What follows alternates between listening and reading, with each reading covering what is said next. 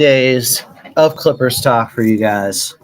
Welcome in as we get set for the biggest game of the season. Clippers in Denver for Game 5 in a series tied up at 2 games apiece. Kind of a big deal. The swing game.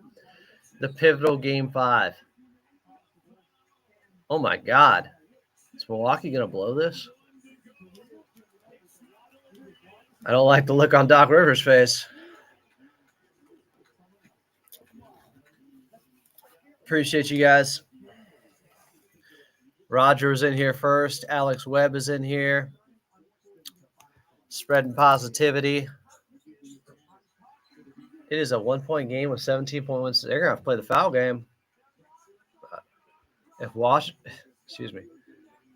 If Milwaukee blows this all-time heater from Gary Trent Jr., just threw it away. No, there's a foul. Oh, my goodness. Call timeout. Milwaukee's ball up 7.1 seconds left. Gary Trent Jr. is on some type of time right now. What he did in this fourth quarter, special. This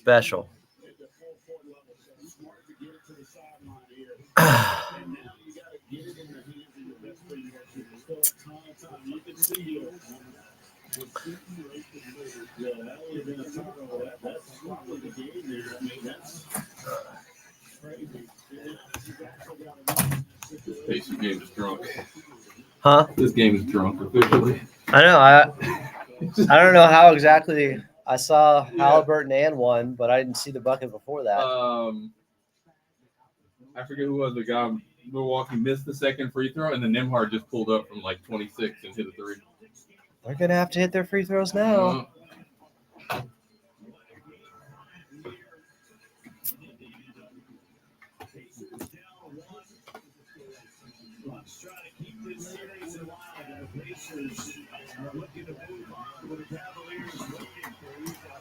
Audio test.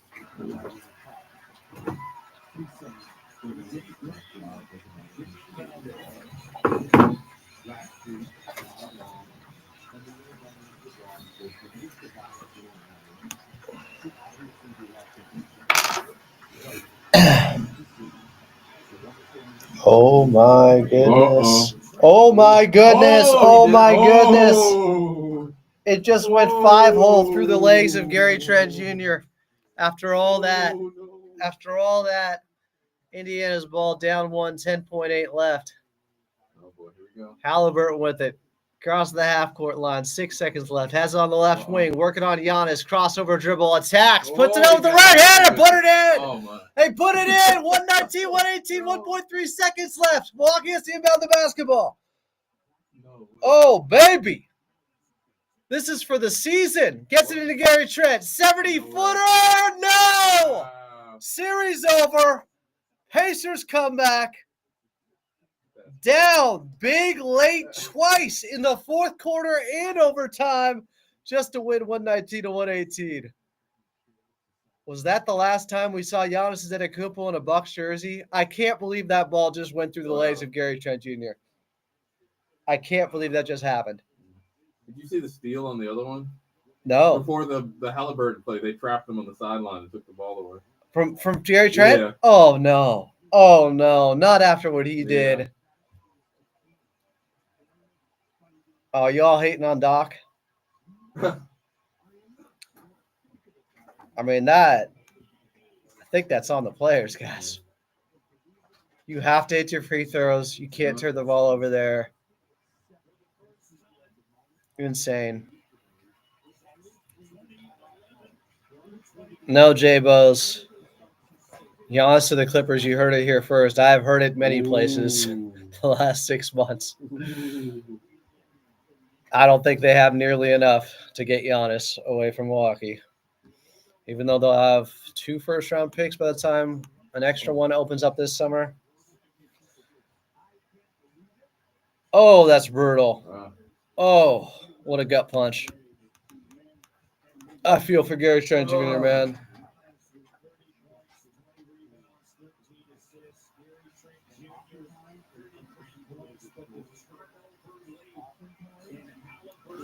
Yikes.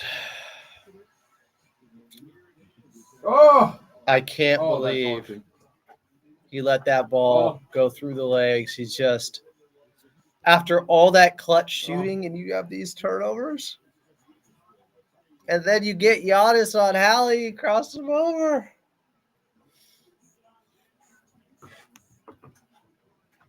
Whoa. Uh-oh, pushing and shoving. Uh-oh. Oh, these teams haven't It liked each really other felt going like back each to other. last year, the in-season tournament. Wow.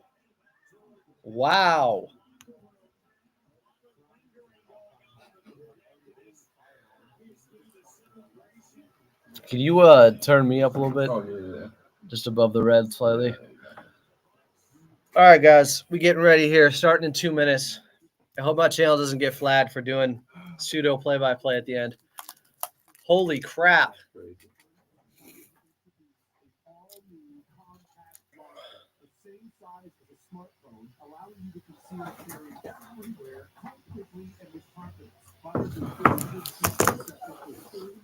Cinema.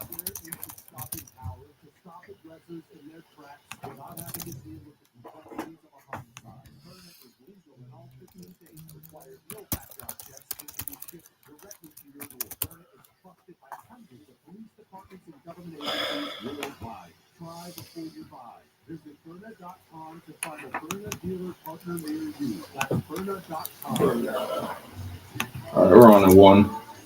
Want to try Ozempic but can't stand needles? You need to try oral semaglutide. It has the same active ingredient as Ozempic, but without the painful injection. Get access to oral semaglutide right now at PCOS.com.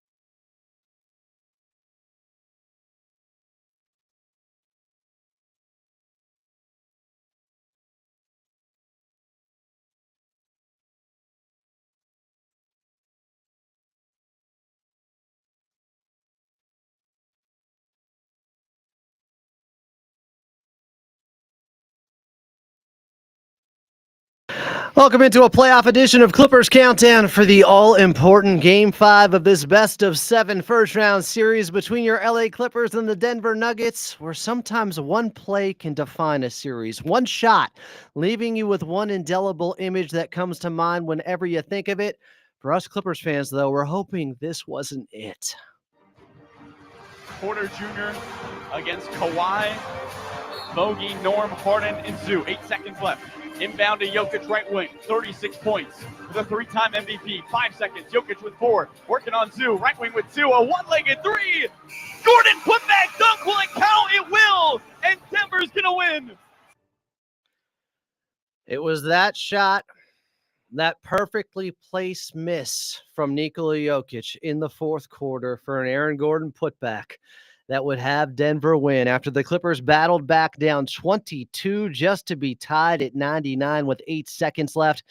Nikola Jokic once again proved he can be great even when he misses, as a miraculous air ball from him ended up in the hands of Aaron Gordon, and Aaron Gordon would have the most important dunk of his career, as apparently the ball was out of his hands when the red light went off and the buzzer sounded with the series tied at 2 games apiece. Winners of Game 5s in a tie series go on to win almost 85% of the time. So yes, the pivotal Game 5 cliche wording here is appropriate, as tonight could very well determine who's going fishing and who's moving on to the second round. Tip-off from Ball Arena between your Los Angeles Clippers and the Denver Nuggets, and Game 5 is just 60 minutes away. Coming up here in your pregame show, we got La Murray on. But up next, it's your radio voice of the Clippers and Carlo Jimenez. I'm Adam Osland, and you're listening to the Los Angeles Clippers Audio Network.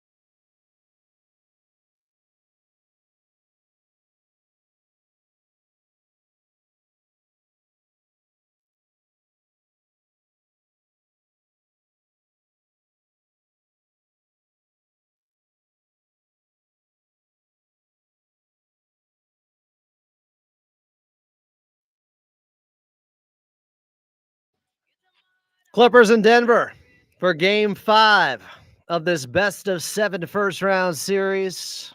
With both teams having won 2 games, it's a big one tonight from Ball Arena. Welcome back in. I'm Adam Osland. This is your Los Angeles Clippers Audio Network. Still to come, we'll go back in time in Clippers Rewind. But first, we head back out to your radio voice of the Clippers, Carlo Jimenez. Carlo, my friend, how we doing?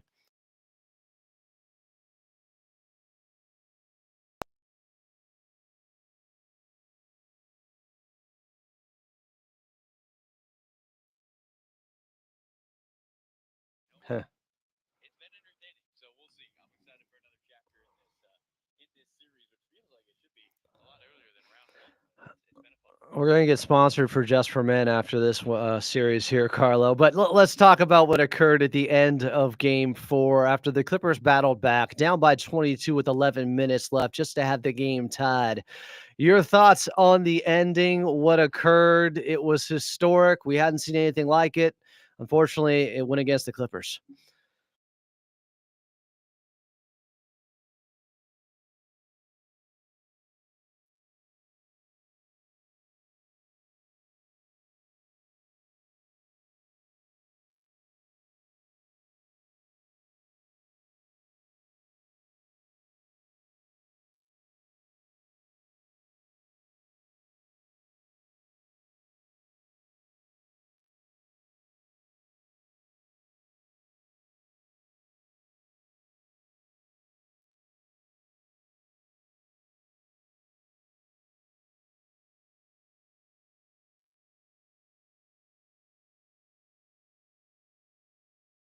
Yeah, they end up losing by 2. Jokic knocks down that three-pointer after an errant pass with 1.9 seconds left in that first quarter. James Harden looking for Ivica Zubac on the other side of the court. It seemed pretty innocuous at the time, pretty meaningless out there, but it proved to be pivotal. I think that got Jokic going in that ball game. Once he knocked down that shot, he knew he had it all. He could get to his position in the paint, and he also could knock it down from the outside, leading to his best game of the series so far.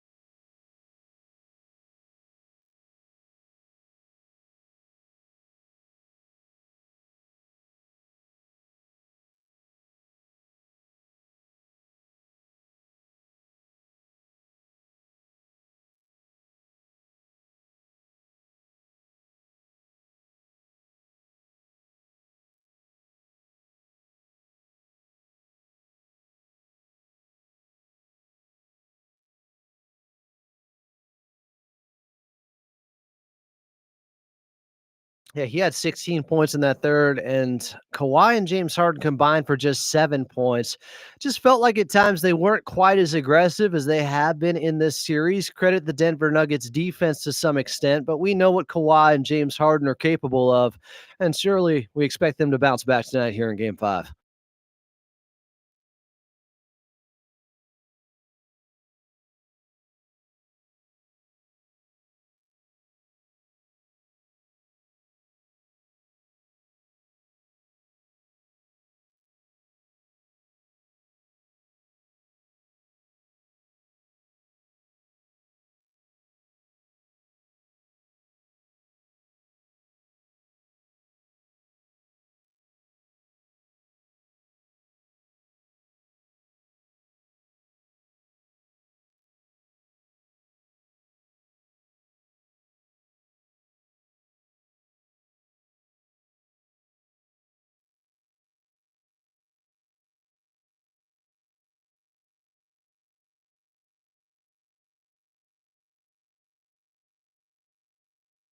Something has to give with both of these teams at their best when it matters most. Tip off is just about 53 minutes away from Ball Arena. It's Game 5, Clippers and Denver Nuggets. Coming up next, Carlo Jimenez has his one-on-one conversation with assistant coach B. Shaw as you're listening to the Los Angeles Clippers Audio Network.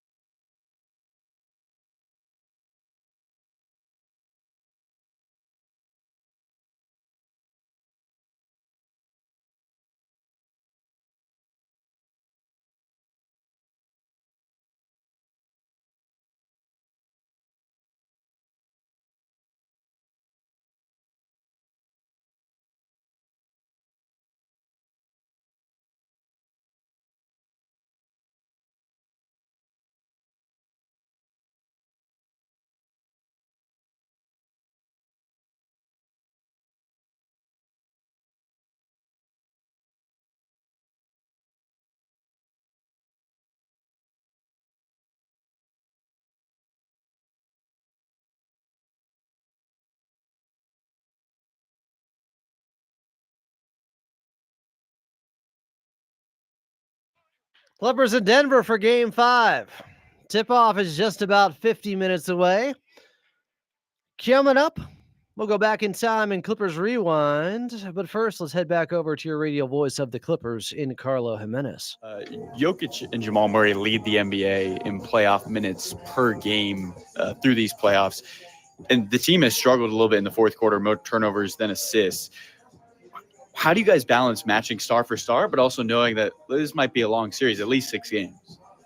Well, knowing what you just told me in terms of how many minutes they've been playing, one of the things that we have to do is, regardless of who's in the game, put as much pressure on Murray and Joker, knowing that they're depending on them to play, pretty much the entire game, and then hopefully wear them down. And so, they're a potent pair.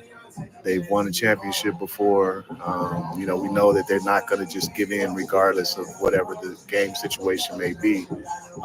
But I think it exposed a little bit in the fourth quarter of the last game when we did start picking up pressure and picking up Joker as well as Murray full court. They did start to wear them down. They started to turn the ball over a little bit more frequently. James and Kawhi combined for 7 total 3-point attempts in Game 4. What's the key to getting them going a little bit more on the offensive end to get more looks for both those guys? Well, the big thing, which we've harped on all season long, is just our pace of play. If we're walking the ball up court and just getting it over half court, before the 8-second count goes off, it's going to be difficult for us to free anybody up for that matter. But if we can, secure defensive rebounds, and in the last 2 games, we rebounded better on the defensive end and pushed the ball and really look to attack early, so that they can't get their defense set on us, then we should be able to open up more looks for James as well as Kawhi on the perimeter. Last one for you, but in the wins that this team has had, you've dominated the paint defensively and offensively. What have you liked about in those wins being able to take advantage of that paint? I think you guys are plus 16 in your 2 wins in the paint. Well, you've heard us talk about, playing inside out, and that doesn't mean you just have to throw the ball inside to somebody, but, you have to pierce the paint. And so in those games when we're able to, pierce the paint, spray it out to shooters, also throw the ball in, which is another form of penetration, and it calls for their defense to converge around the ball, which opens up other things for us, and particularly driving their closeouts. They're aggressive to our rolls when they're blitzing James and Norm when they come off of pick and rolls. So if we can hit Zoo in the pocket and then he can hit the cutters cutting from the corner, we're able to dominate the paint in that way offensively. Thank you so much, Coach. Best of luck. All right, thank you. There was Carlo Jimenez pregame with assistant coach Brian Shaw as we're just about 47 minutes away from tip-off. Clippers in Denver for Game 5 in this best-of-7 series tied up at 2 games apiece. Up next, we're going back in time and Clippers Rewind right here on the Los Angeles Clippers Audio Network.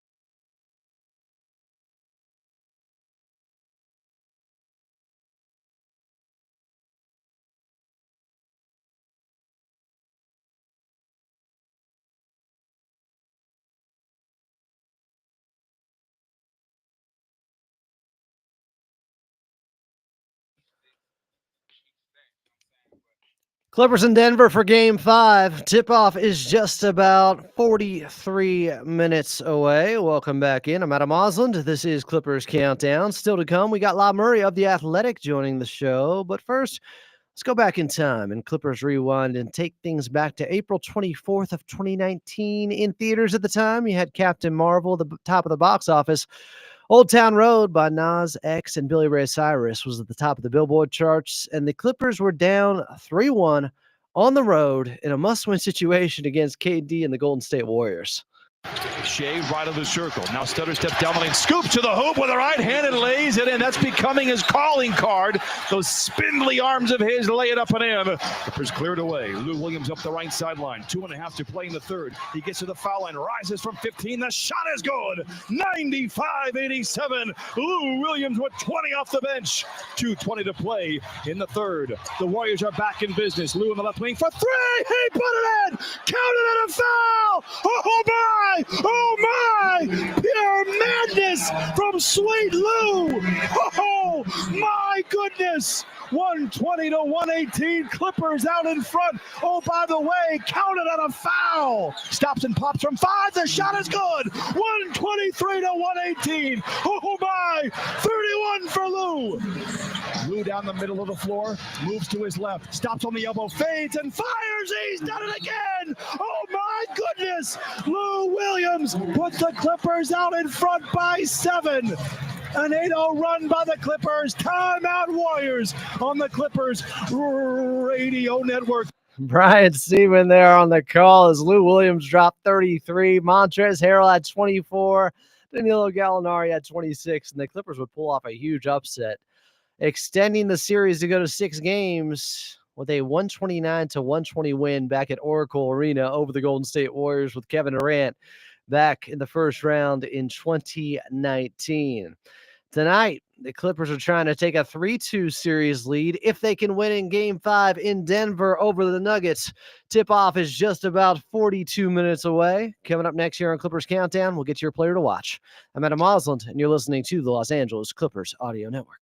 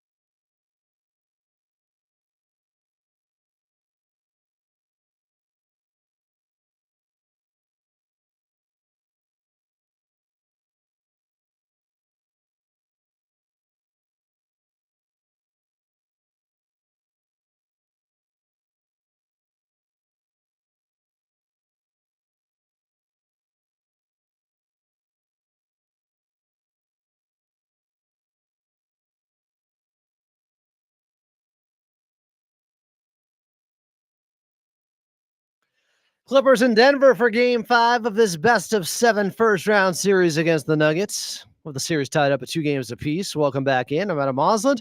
Coming up, We will get back to Carlo Jimenez, and we'll get to La Murray of The Athletic. But first, this is LA Clippers basketball. Watching this guy play right now is really something. Players to watch. tonight I'm looking at Big Zoo, Ivica Zubac. He's averaging 18 and 12 in this series, so getting you more points. Make it 19 and 12. It's 18.8, Adam. Remember, round up.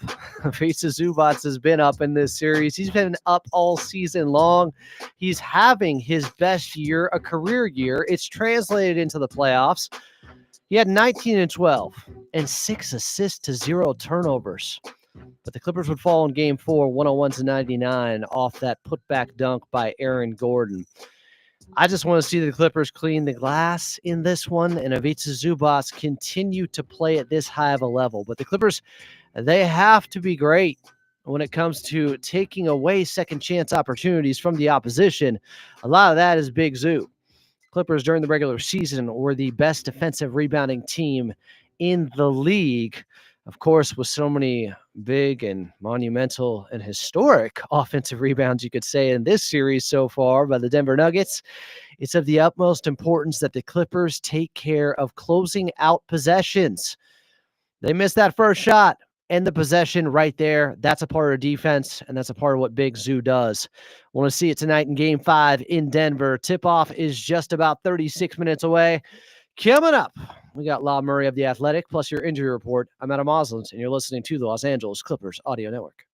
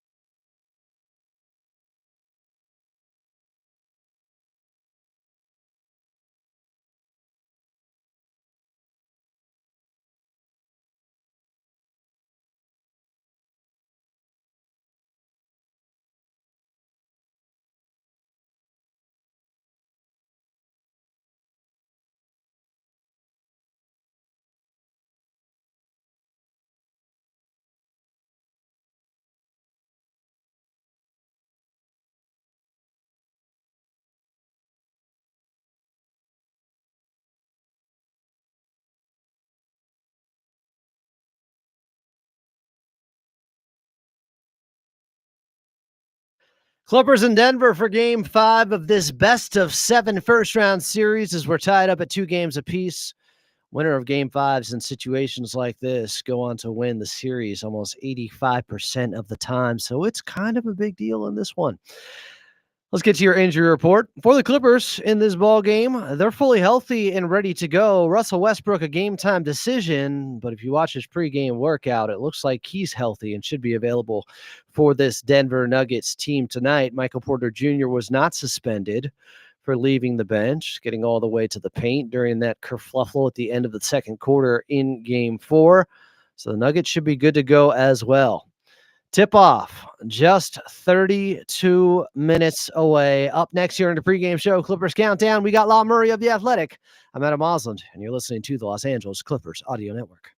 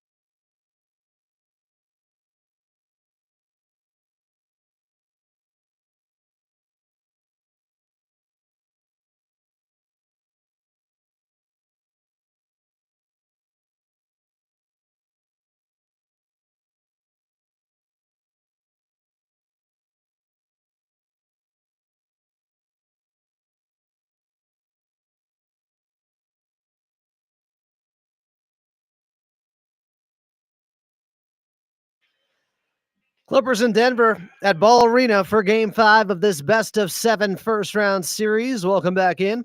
I'm Adam Osland. Still to come here in a pregame show. We'll get you an NBA out-of-town scoreboard, but first join the show from The Athletic, as he is prone to do. That would be Law Murray of The Athletic. At Law Murray, the NU is where you find him. Law, thanks for doing this once again, my friend.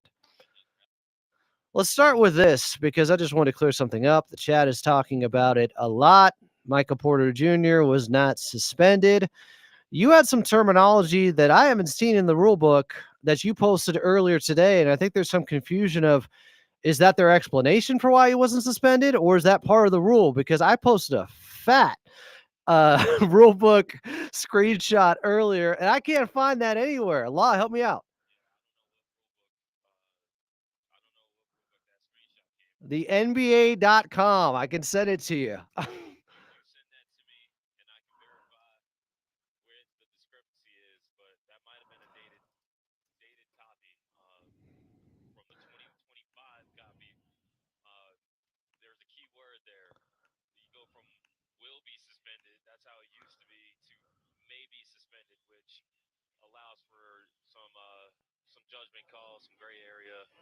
And they basically said that, or the determination was basically that it would be a stretch to enforce that, to say that he was in the vicinity of the altercation.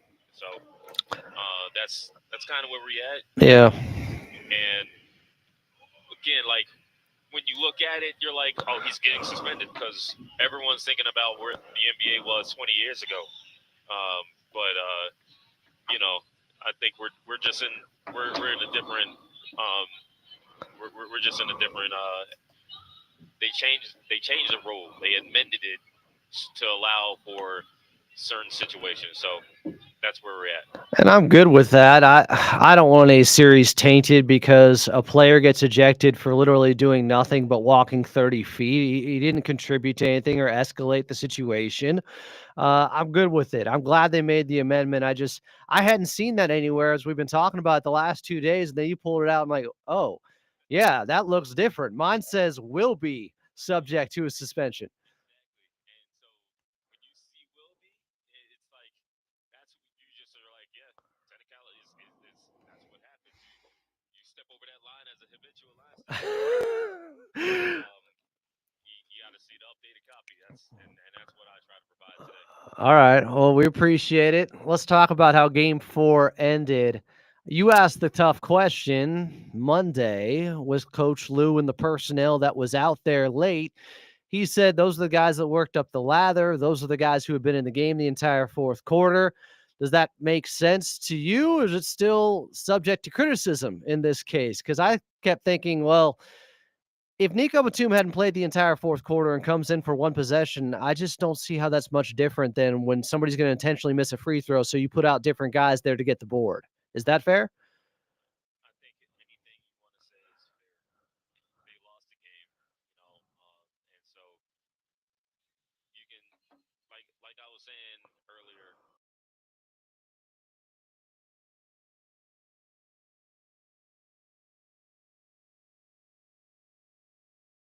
helped them overcome a 22-point deficit in the fourth quarter, and then yeah, at the same time, it's like, did you put out the best box out guys, best rebounders, whatever? No, but is there any guarantee that those guys get the stop or box out? It's not about guarantee, though. It's about It isn't. optimizing lineups. It isn't. So like, that's the thing. It's like anyone who wants to criticize it, they got a point. And at the same time, it's a point mainly because of a really hard to reduplicate situation. And so, I think if the Clippers are in a situation where they need a stop for one possession, you might see some different personnel. Like, I think that's all you can really think about going forward is, when things happen, you understand what you can do better.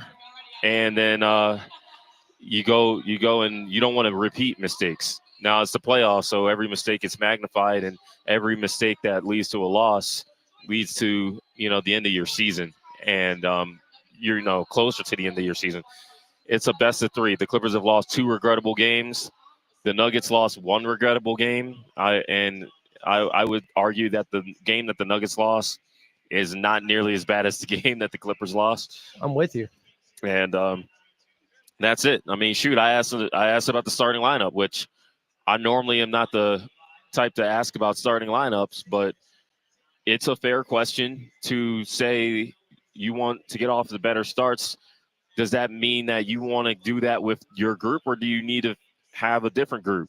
And I don't think T. Lou wanted to hear that, but I think T. Lou wants to see his 5 guys who start the game and start the third quarter start better and have a better performance as a unit out there. And if they don't get it done tonight, then that might be the last time that those guys start together or play together. I don't know.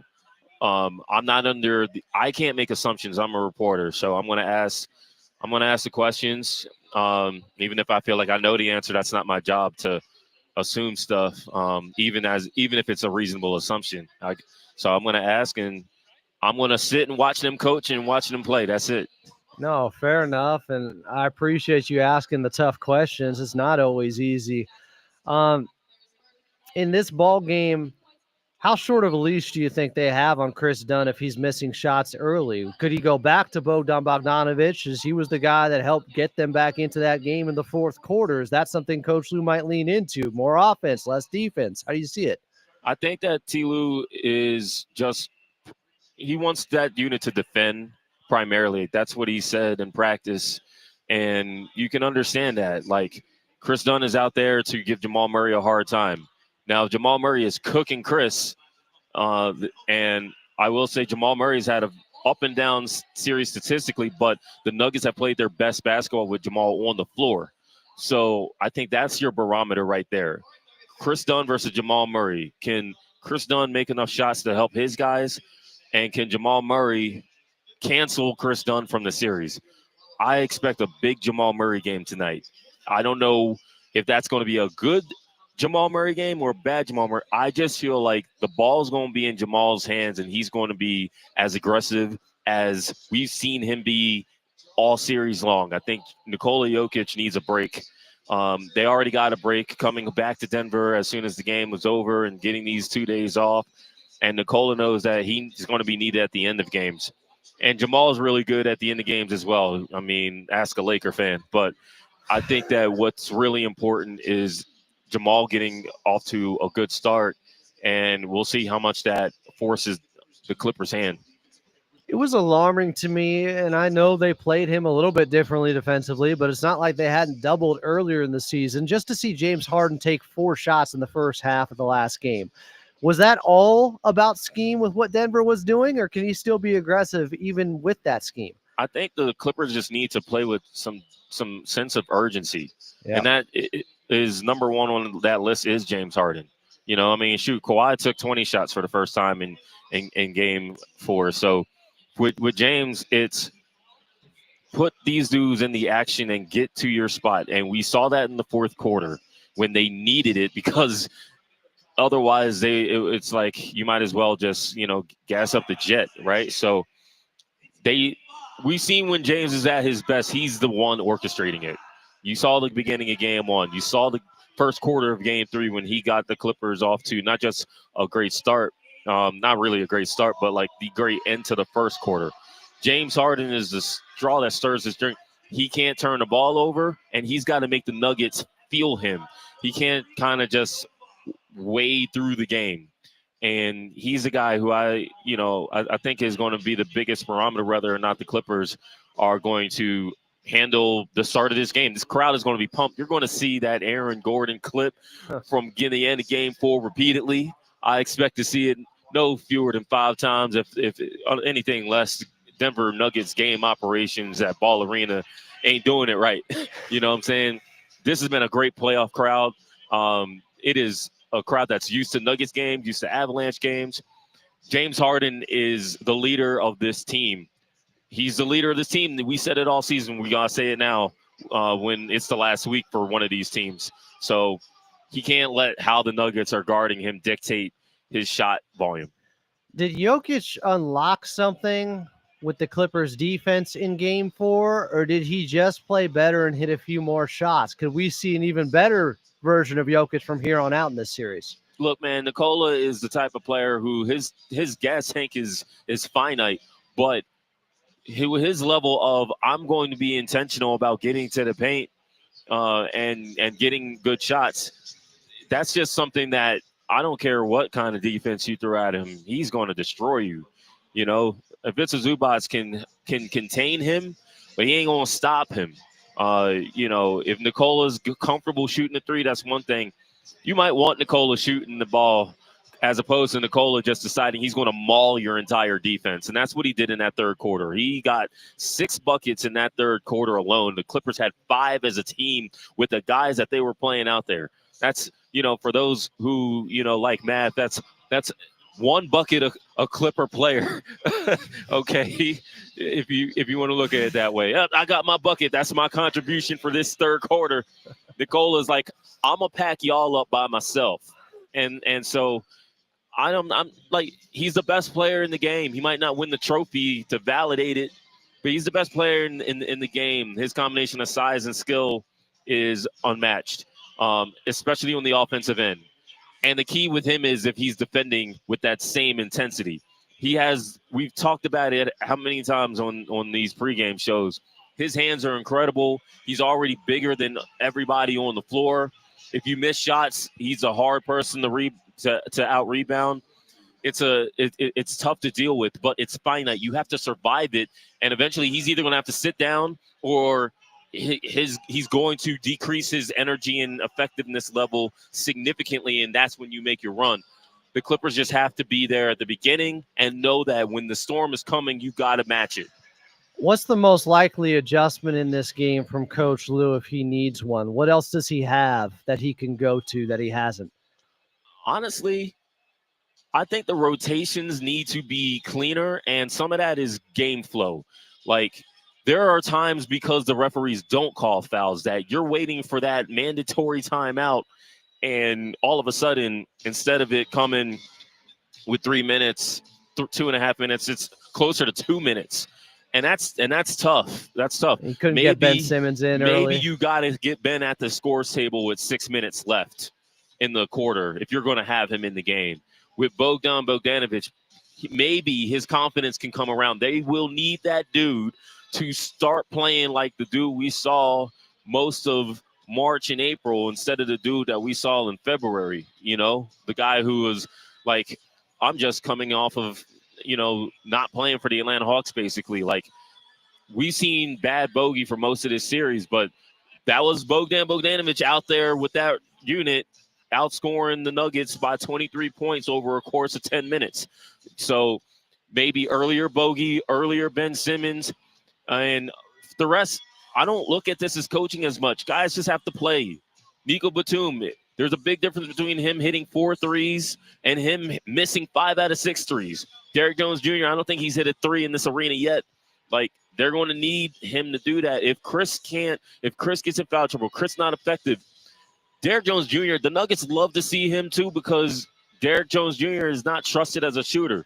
But if Derrick can make some shots, it's a big difference. You can't say we're the better team because we have more effective players or because you're deeper and those guys on the bench aren't playing well enough. Chris Dunn's not making shots and is holding back the rest of the offense. If you're the better team and the deeper team, then the guys have to perform that way. And you know what that goes down to? If it's another situation where they need to stop, whoever's out on the damn floor, box out, get a body on somebody, close out the possession. Don't count on, it might hit the rim or whatever. The players have to perform. The coaches have to put the players in position to perform. And all of it's going to be judged. It's already being judged, but it's all on the table tonight.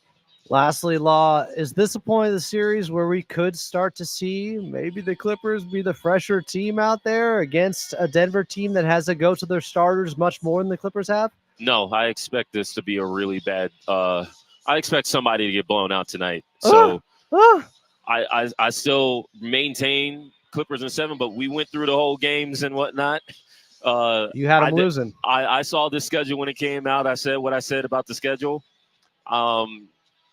I don't think I think it gets ugly tonight. If I'm wrong, I'm wrong. I'll be writing either way.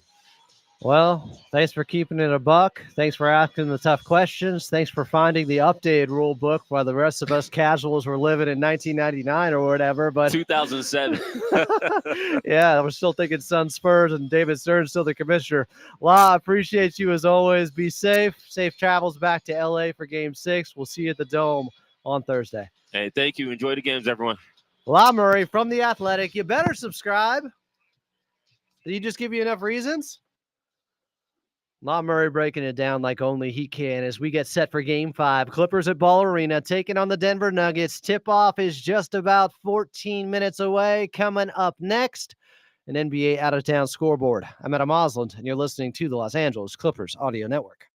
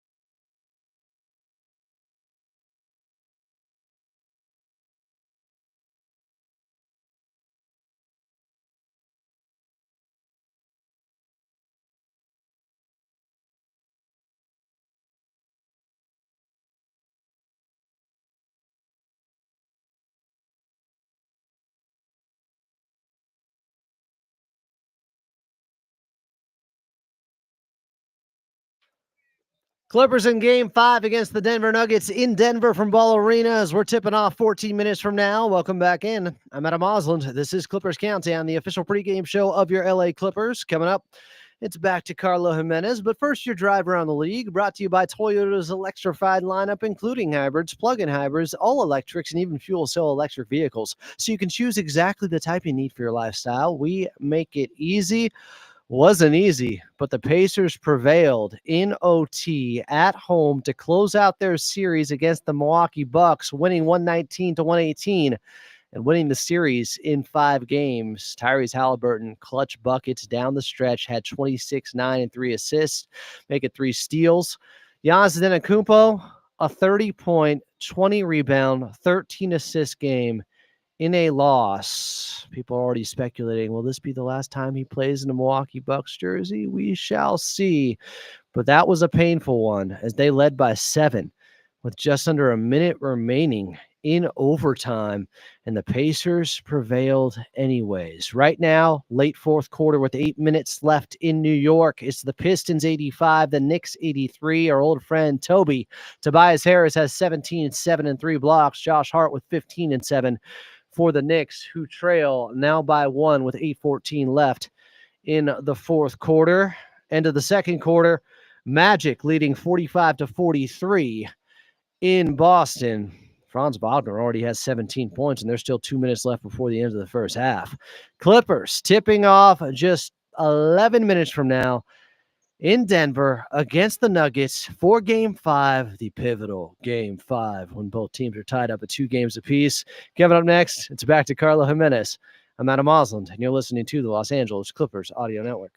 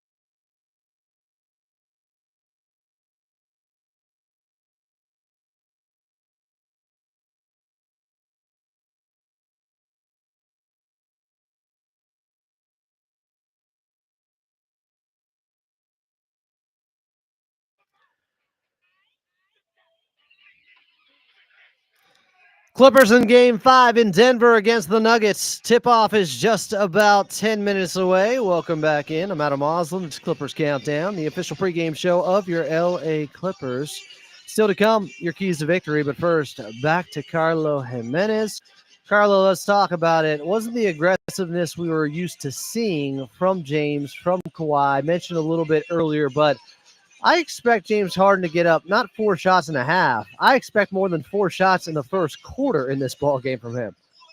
And in first quarters this season, Adam, he was top 3 in the NBA in points scored, number 1 in the NBA in assists in the opening quarter. So traditionally, he has been really, really aggressive in those opening 12 minutes. I thought it was interesting what Brian Shaw told us pregame, saying the reason maybe Kawhi and James aren't getting the shots they need is because we're not pushing it up in transition to get those guys opportunities in the fast break. We have seen Kawhi Leonard get multiple looks on the offensive end when he is running up the floor more this series than we saw in the regular season. But 100% agree with you. I mean, the superstars in Kawhi Leonard and James Harden, they have to be the guys with the most shots if the Clippers want to come away with the win. This is where your stars rise to the forefront. It reminds me of a great message when learning about the NBA. Bob Myers used to say, in the playoffs, your number one thing you do gets taken away. So then what is the next thing? And you see that in the diminishing role of role players, Adam, right? A lot of guys who are maybe one-trick ponies aren't playing as much simply because they don't have that second or third thing. James Harden and Kawhi Leonard have infinite things. They can do whatever they want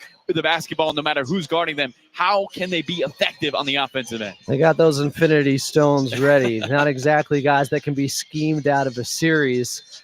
Somebody else who's turned his series around and is back to playing like a star would be Norman Powell. He was very good in Game 4, even in that loss, and Norm continues to come through in crunch time, knocking down those three-pointers in the fourth quarter. Huge threes. I believe he had 3 of them in that fourth quarter, Adam. He's averaging 10 points per game in the regular season against Denver in the fourth quarter. Huge fourth quarter for him then. And really, he has turned a corner since that fourth quarter of Game 2 in this building, Adam. Since that fourth quarter, plus those 2 games at home, 58% from the field for Norman Powell. So it has jolted him into an elite level on the offensive end. He's been effective. He's been the Clippers' X factor and shooting it at 42% now from the three-point line in this series.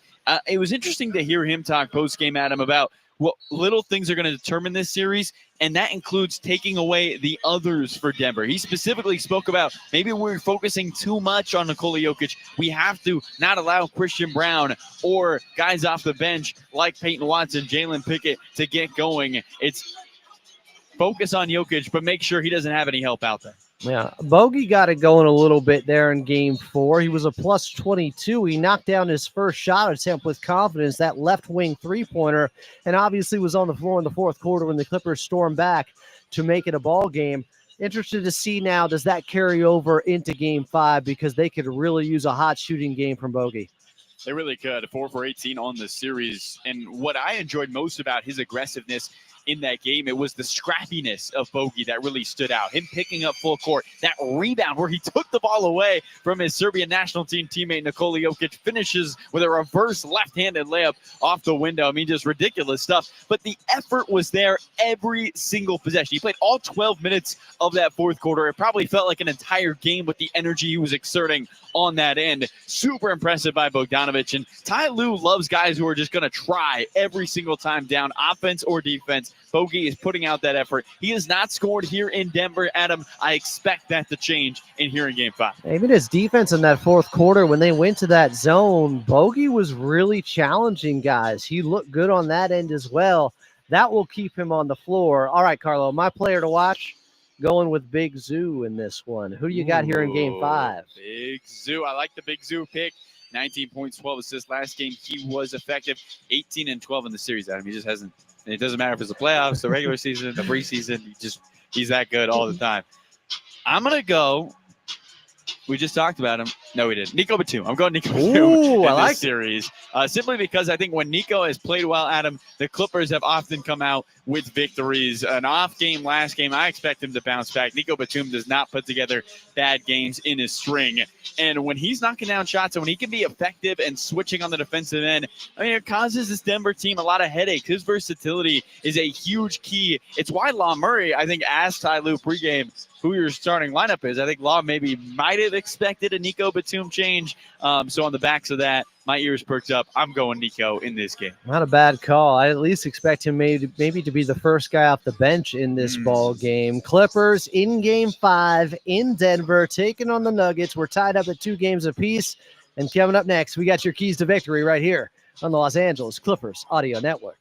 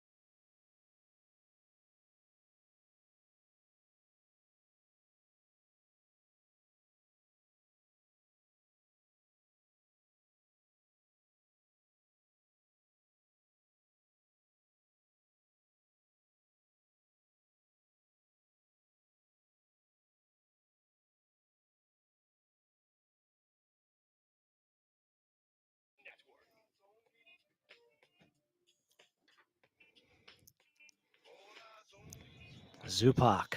Clippers in Game 5 in Denver from Ball Arena against the Nuggets. Let's get to your keys to victory.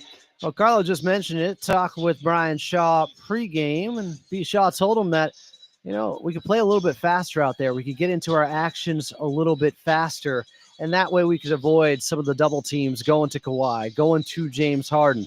I'm going to say if they could play a little bit faster and be opportunistic when Denver turns the basketball over and gets some easy points in transition, that could also be big for this Clippers team, because while the Clippers have been good at taking care of the basketball the last 3 games, Denver the last game, they only had 12 turnovers. When the Clippers are at their best, the Denver Nuggets are turning the basketball over early and often, and that allows for some quick runouts for this Clippers team. It has been a staple of how they have gotten by offensively this season. They need more of those easy buckets in this ball game, and also just spam the high pick and roll a little bit more. It's been uber effective so far in this series. Whenever they had to go to it, when things got dire, like in that fourth quarter of Game 4, they went to it over and over again and created so many good looks. Continue to just go to your bread and butter. James Harden, Ivica Zubac, pick and roll. Let's get to it. All right, Carlo Jimenez is on the call. It's Game 5 from Ball Arena in Denver, Clippers and Nuggets. And Carlo Jimenez is on the call next, right here on the Los Angeles Clippers Audio Network.